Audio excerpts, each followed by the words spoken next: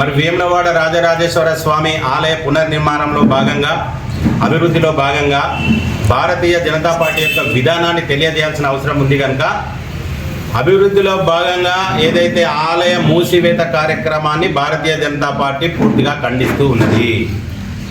దేశంలో సుప్రసిద్ధ పుణ్యక్షేత్రమైన కాశీ క్షేత్రాన్ని అభివృద్ధి చేసిన 400-500 కోట్లతోటి దర్శనాలను మూసివేయలేదు, నిలిపివేయలేదు.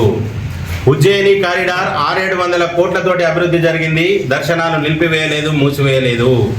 ప్రజలకు, హిందూ బంధువులకు రాజన్నను దూరం చేస్తామంటే మాత్రం ఊకునే పరిస్థితి లేదు.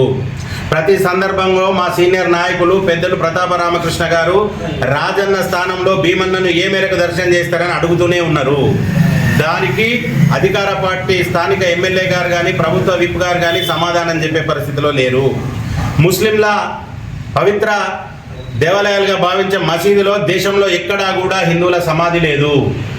ఈరోజు ఈ రాజన్న పుణ్యక్షేత్రంలో మరి సమాధి ఎందుకు అని చెప్పి మేము అడుగుతూ ఉన్నాం. గత పాలకులు ఏదైతే ఓటు బ్యాంకు రాజకీయ కోసం అన్ని వనరులను వారికి దోచిపెట్టిర్రో అది ఇక నుండి సాగదు.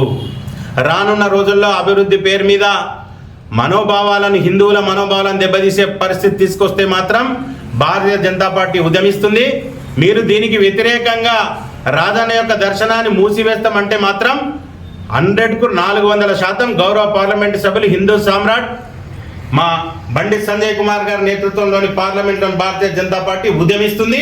ఎట్టి పరిస్థితుల్లో వేలాది మంది భక్తులతోటి దర్శనం చేసుకుంటాం.